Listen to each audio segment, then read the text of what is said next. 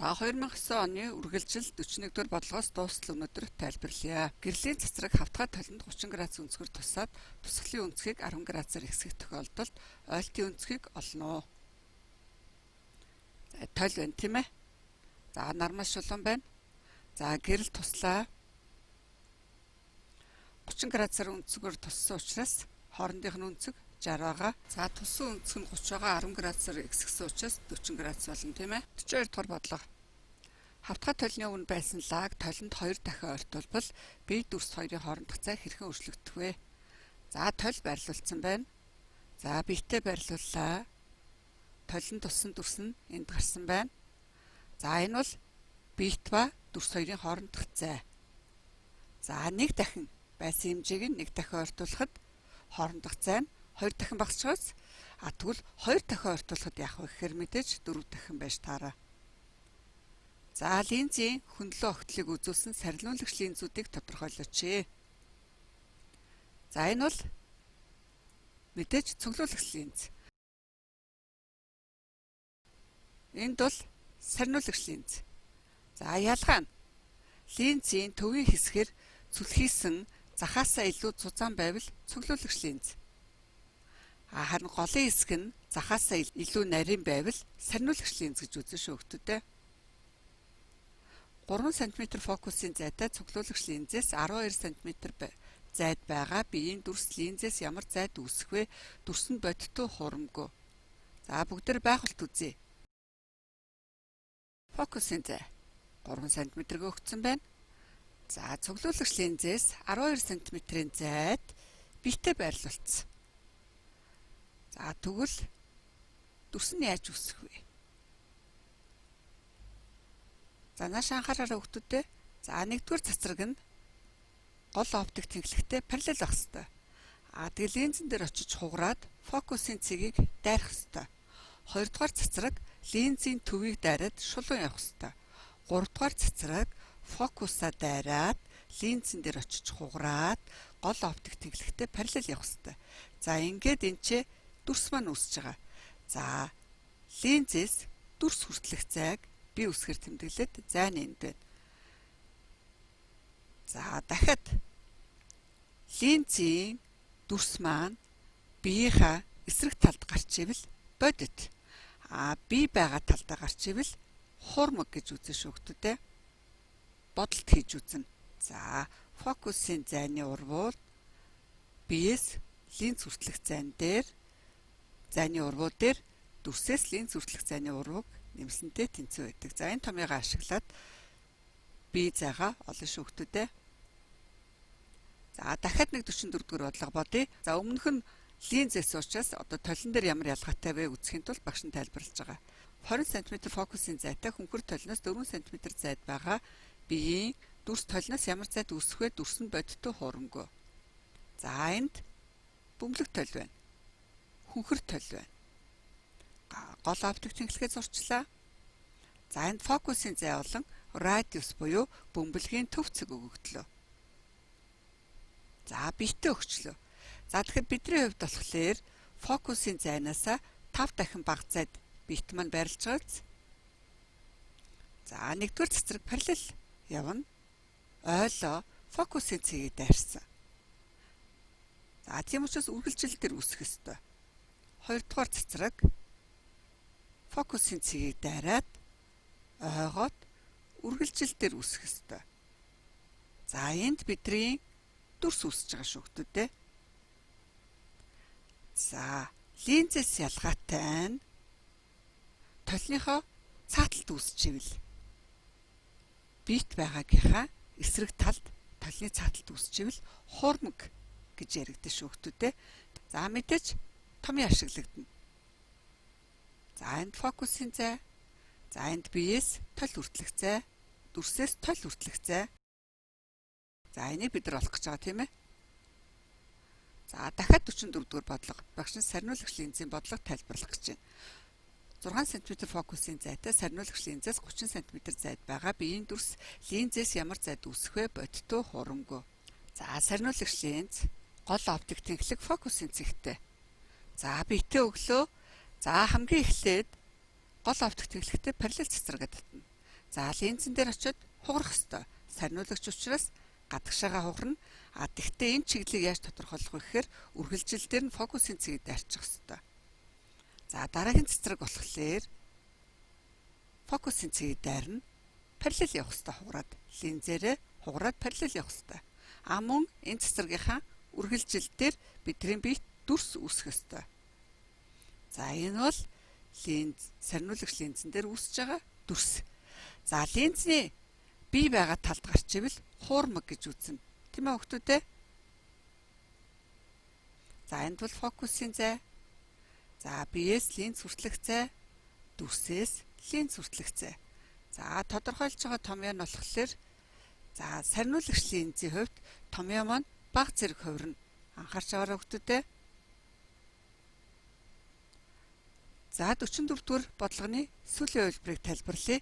12 см фокусын зайтай гүдгэр толиноос 4 см зайд байгаа биеийн дүрс толиноос ямар зайд үүсэх вэ? Дүрс нь бодиттой хурамгүй. За энэ бол гүдгэр толь байна. Голоо өвдөх тэнхлэгээ татлаа. За энд фокусын цэг болон бөмбөлгийн төв байна. Битээ өглөө. За мэдээж параллел цэцрэг татсан. Энэ маань толон дээр очиод ойх ёстой. Ойгоод ойсны үргэлжил татагдах ёстой. Үргэлжил нь фокусын цэгийг дайрах ёстой. За дараа нь энэ дээр энэ цацраг маань ийшээ фокусын цэгийг дайрахаар чиглэлтэй явж явах ёстой шүү хүүхдүүдээ. Ойлоо үргэлжил дээр нь. За энд бол бидний юу үссэн бэ? Дүрс үслээ. За тэгэхээр томьёо маань баг зэрэг өөр болсон байгаа биз? За ийм учраас багш нь дөрвөн бодлого тайлбарласан шүү хүүхдүүдээ. За фокусын зай, биеэс толь хүртэлх зай, дүрсээс толь хүртэлх зай. За энийг бодож олох гэж байгаа тийм ээ. За энд гэрэлтүүлэхийн нэг хувилбар томьёо байна. За дараагийнх нь бас нэг хувилбар томьёо. За эдгээр томьёонуудыг ашиглаж бодох ёстой шүү хүүхдүүдээ. За энд гэрлийн хүчний томьёо. За энд гэрлийн хүч. За энэ гэрэл тусч байгаа зай. За ямар градусын өнцгөр тусч байгаа юм бэ? Өнцг нь. За энд гэрлийн урсгалын хэмжээ. Гэрлийн урсгал яг ямар хэмжээний талбай дээр очиж тусч байгаа вэ? За энд гэрлийн урсгал маань биелэг өнцгөр хичнээн биелэг өнцгөр тусч байгаа юм бэ? Энийг илэрхийлсэн ийм өөр томьёонууд байгаа шүү хүүхдүүдээ. За тэгэхээр бидний хувьд энэ томьёог ашиглаад бодно гэсэн үг. За 2 м квадрат талбай гэхээр S нөгөгдсөн энд 2 байна. Гэрлийн урсгал 50 люмен гэсэн учраас гэрлийн урсгал дээр орлуулад авчна. Ингээд бодно шүү хүүхдүүдээ. За 46-аас 50 дугаар бодлого. За энд хэлбэлслийн тэгштгэл өгөгдсөн байна. Хэлбэлслийн далайцыг олно гэсэн байна. За далайцыг олохдоо үндсэн тэгштгэл дээр байгаа энэ утгыг далайц гэж үзнэ шүү хүүхдүүдээ. За дараагийн бодлого нь хэлбэлслийн улирлыг олно. За улирлыг олохын тулд бид нар омега тэнцүү 2 пик бахан том Т гэдэг томьёо ашиглах ёстой. Омега нь тойрог давтамж. За тэгвэл омега маань бидний бодлогын хувьд ингэж өгөгдсөн байна. Пик бахан 6. За тэгвэл 2 пик бахан том Т нь пик бахан 6-тай тэнцүү юм бол том Т нь хэдвэ гэж бодно шүү хүүхдүүдээ. Хэлбэлслийн давтамжийг олно гэсэн байна. За өмнөх бодлого дээр улирлыг бодож сурцсан хүүхдүүдийн хувьд бол омега энтэй тэнцүү тийм ээ. За тэгэхээр энэ томьёог харахаар үетэй бодвол томьёо маань тойрог давтамжийн томьёо юм болдог нь харин давтамжаар илэрхийлвэл томьёо маань 2 пиг үржих нь нэг хэлбэрт ордог байна. За тэгэхээр энэ томьёог ашиглаж бодож болно. Эсвэл давтамж маань үеийн уруу хэмжигдэх учраас үеийг ашиглаад бодож болно шүү хүүхдүүдээ. За тэгэхээр энэ бол омега байна. За үеийн уруу хэмжигдэх гэдгээр нь бодох гэж байна. 40-с дугаар бодлого 1 секунд хугацаанд дах шилжилтийг олно гэсэн байна. За тэгэхээр бидний хувьд Т тэнцүү 1 секунд гээд үндсэн тэгшгэлийг ашиглаад бодчихно хүүхдүүдээ. За 50 дугаар бодлого. Биеийн усны гадарга дээр үүсгэх долгионы хурд нь 2 м/сек бол долгионы уртыг олно. За тэгэхээр долгионы уртыг олдог томьёо байна. За энэ томьёоны гол шалтгаан нь бол үе давтамж 2 уруу учраас томьёо юм хэлбэрт орж байгаа тийм ээ хүүхдүүдээ. За тэгэхээр бидний хувьд хурд нь 2 м/сек гэдэг өгсөн. За Т-гээ болон давтамжаа бид нар өмнөх бодлогоодоос олсон учраас алийг ч ашиглаад бодож болно шүү. За 51 дугаар бодлого. Өгцөн цахилгаан соронзон долгионуудыг тэдгээрийн долгионы урт буурах дарааллаар нэрлэнэ гэсэн байна. За энэ зургийг сайн ажиглаарай хүүхдүүдээ. За энд бол бидний үзэгдэх шар гэрэл гэсэн үг. Үзэгдэх гэрэл. За энийг бид нар шар өнгөөр тэмдэглэсэн боловч цагаан гэрэл гэж ярьдаг тийм ээ. За тэгвэл үзэгдэх гэрлийн одоо хүний нүдний мэдэрч чаддаг хэмжээ гэсэн үг. Ийшээгээ хүний нүд мэдэрч чадахгүй, мөн ийшээгээ мэдэрч чадахгүй. За тэгэд энэ хэсэг нь болохоор хит ягаан туяаг нь, энэ хэсэг нь болохоор хит улаан туяаг нь. За ийшээ бичил долгион. За ийшээ радио долгион. Харин энд болохоор рентген туяа, ийшээгээ гамма туяа. За энд юугаар ялгаатай вэ? Энд долгионы урт нь их байна. Ингээд долгионы урт багассаар байгаад юу нэгсэд байна? Давтамж нь ихсэд байна. За давтамж ихтэй долгион бол маш их энерги ихтэй долгион. Харин давтамж ахтай долгионы урт ихтэй бол энерги багатай гэсэн үг шүү. За тэгэхээр бидний бичил долгионы зуух маань бичил долгионоор ажилладаг учраас бичил долгионы зуух гэж нэрлэж байгаа. За энд хит улаан туяа болохоор харанхуйд одоо шөнийн дуран гэж хэрэгэлдэг тийм ээ. Шөнийн дуран бол хит улаан туяаг ашигладаг гэсэн үг шүү. Яаж жагсаахаа мэдлээ тийм ээ хүүхдүүдээ. 6000 ангстрам долгионы урттай гэрлийн долгионы хэлбэлсийн үеийг олно. За өмнөх үздсэн томьёог ашиглана. За энэ тарин долгионы урт маань яаж өгөгдсөн бэ? Долгионы урт ангстрам гэсэн нэгжээр өгөгдсөн байна. 1 ангстрам нэгж нь арын хасах 10 метртэй тэнцүү. За энд гэрэл гэсэн учраас гэрлийн хурд нь 3-ыг үржих нь 18 зэрэгт. Нэгсэндээ 1 секундэд 300 мянган километр гэсэн үг. За ингээд ашиглаад бодно шүү хүүхдүүдээ. 53. За фотоэффектийн үзэгдэл дээр металлын гадаргууд дээр 5000 ангстрам долгионы урттай гэрэл тусгахад ямар кинетик энергитэй электрон сугаран гарах вэ? Фотоэффектийн үед уг металлаас электрон сугаран гарах гаралтын ажил нь 2 электрон вольт. За 1000 ангстрам долгионы урттай гэрлийн фотон нь 12.4 электрон вольт энергитэй тэнцүү шүү. Гэрлийн урд Планкийн тогтмол өгөгдсөн байна. За бүгдээрээ бодъё. За Альберт Эйнштейний тэгштгэл гаралтын ажил болон кинетик энерги тийм ээ. За энэ нь бол гэрлийн энергитэй тэнцүү. За тэгвэл эндээс гэрлийн энергийг долгионы уртаар давтамжаар биш долгионы уртаар илэрхийлвэл томьёо маань энэ хэлбэрт орно. За эндээс бид нар кинетик энергийг олоорой гэсэн учраас томьёо маань ийм хэлбэрт орж байна. За ингээд холбогдох тоонуудыг орлуулад бодсон байгаа шүү хүүхдүүдээ. За 1 электрон вольт нь 1.6-г үржих нь арын хасах 19 зэрэг жоултай тэнцүү байдаг гэдэг харин энэ бодолтой ихтэй маш сайн анхаараарай.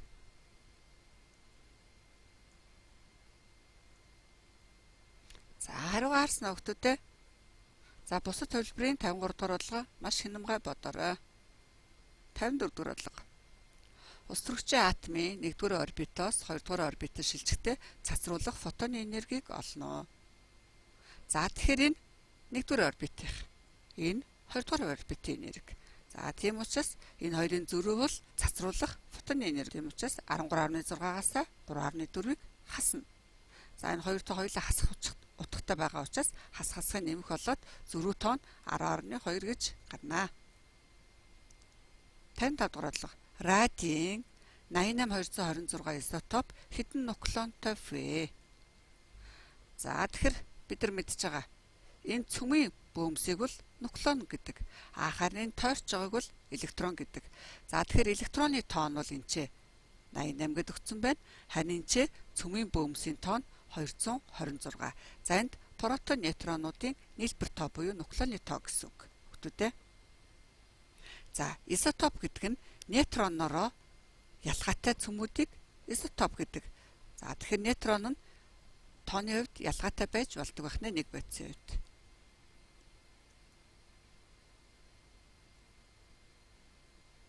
За энд 88 нь бол цөмийн цэнэг буюу электроны тоо мөн протоны тоог илэрхийлдэг. Харин 226 бол протоны тоон дээр нэмэх нь нейтроны тоо гэсэн үг шүү. Масс тоо. 56 дугаар бодлого. Изотопын холбоос энерги 9215 мега электрон вольт. Изотопын хувийн холбоос энерги 768 мега электрон вольт бол нуклеоны тоог олоорой. За тэгэхээр өмнөх бодлого дээр бид нар энэ бол нуклеонуудын тоо гэсэн тийм ээ. За тэгвэл энэ ч протонууд болон нейтронууд одоо бидний хүндрэлтний нээлрүүлсэн хамгийн хүчтэй хүч буюу цөмийн хүчээр холбогдсон байдаг. Тэгэхгүй бол эерэг цэнэгтэй бөмбөсүүд хоорондоо таталцах бол боломжгүй тийм ээ. Тэгэхээр цөмийн хүчээр холбогдсон байдаг. За тэгвэл энэ бөмбөсийг нийтдээ бол 9215 мега электрон вольт хүчээр холбогдчиход байгаа. Ийм энерги зарцуулаад. Харин яг энэ дотор байгаа нэг бөөмийн хувьд бол ийм энерги байгаа гэсэн үг. Энийг хувийнх гэм нэг протоны юм уу нэг нейтроны холбогдож байгаа энергийг хувийн холбоос энерги. Бүгдээрнгийнх нь бол изотопын холбоос энерги гэж нэрлэдэг. За энд холбогдох том юм. Нааш анхаараарай. Энд холбогдох том юм. За тэгэхээр бид нар юуг олох гэж хэлсэн бэ гэхээр нуклеоны тоог олоорой гэсэн. Нуклеоны тоо бол нийт энерги хувийн холбоос энергит нь хувааж олдог. За тэгвэл энэ томьёо хувийн холбоос энерги, энэ бол изотопын холбоос энерги. Хувийн холбоос энерги, изотопын холбоос энерги. 57 дугаар бодлого. За энд 100% цөм байгаа. За цөмийн 54 цагийн дараа 30% нь задарсан гэсэн үг. Энд бол 70% байгаа. За дараагийн 54 цагт 70%, 30% нь задарсан гэсэн үг. Энэ бол үлдсэн тоон. Харин энэ бол дараагийн 54 цагт задарсан цөмийн хэмжээ гэсэн үг шүү хүмүүстээ. 2-1 дугаар бодлого. За M1, M2, M3 масстай биеуд холбоотой байгаа юм байна. За энд F хүчээр түлхэхээр энэ хүч маань энд F1 хүчээр энд F2 хүчээр үйлчилж байгаа гэсэн үг. Яагаад вэ гэхээр энэ хоёр бие нийлээд F2 гэсэн үг. Харин энэ дээр бол энэ нийлээд энэ хоёрыг түлхэж байгаа гэсэн үг шүү. За тэгвэл бидэрт Ньютоны 2 дугаар хууль ашиглах нь тодорхой. Яагаад вэ гэхээр F болон M өгөгдсөн. За эдгээр хамтдаа хөдөлж байгаа учраас А гэсэн хурдтгалтай байж таараа. За тэгэхээр энэ хүч бол энэ зураг дээр байгаа энэ хүч мөн томьёоны маань энэ хүч шүү. Харин энэ массууд бол энэ 3 биеийн масс. Бидний 2 дугаар хууль дээр ашиглагдах тооны нь байна. За эндээс хурдтгалаа бодож чадна тийм ээ хүүхдүүдээ. За бүгдээ хамт хөдөлж байгаа учраас тус бүрдэн ботсон ч гэсэн хурдтгал нь адилхан гэж үзнэ шүү. 2-2. За бүршин дүүжингийн хат нь 220. Хэлбэлсийн үе нь тэгмэгний 314 секунд. Ачааны масс, тойрог давтамж. За 20 удаа хэлбэлсэн хугацааг олоорой гэсэн байна. За энэ видеог үзье хүүхдүүдээ. Бүршин дүүжингийн хэлбэлцлийг судлаа. За энд бүрш өгөгдсөн байна. За хатын ингээд x гэж багсгаж болно. За хатны өөрчлөлтийг харж байна. За бүгдээрээ 11-чтэй байна. 1 2 3 4 нэгчтэй болгочихъя. За 100 г ачаад үүслээд өгье.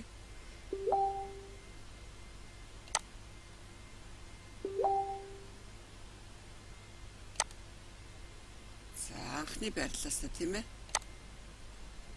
За энд анхны байрлал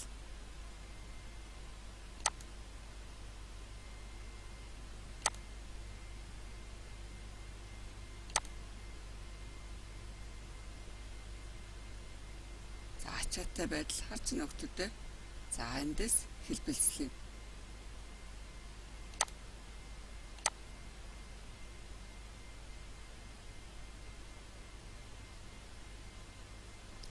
За энд болохоор таталцлын дэлхийн татж байгаа хүчийг хэсэгж байна. Таталцлыг хэсэгвэл багасгавал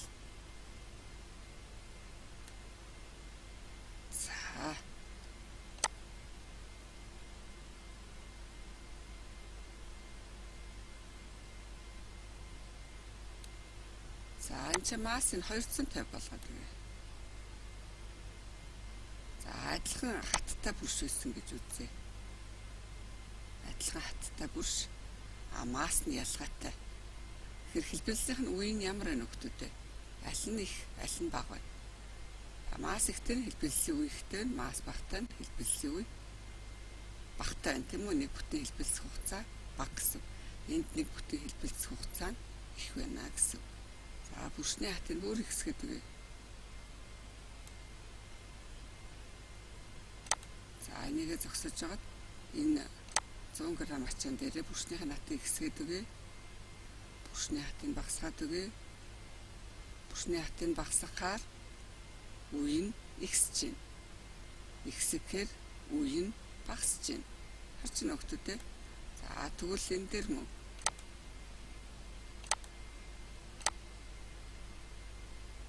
ихсэхээр багасж байна бүршний хатыг багасгахаар ихсэж байна. За бодлого бодож үзье. За тэгэхээр бидний хувьд за бүршин дүүжингийн хэлбэлсэн үеийг боддог томьёо байгаа. За дүүжилсэн ачааны маасыг бүршний хатад харьцуулснаас язгуур гаргаад 2 п-гээр үржүүлэх юм бол хэлбэлсийн үе гардаг. За энд тойрог давтамжийн томьёо байна. За энд болохоор одоо хэдэн удаа хэлбэлсэн бэ? Түүнийг үеэр нь үржүүлэхлээр нийт хугацаа нь гарна гэсэн үг. За ингэ бодно шүүхтүүдээ. 2-3.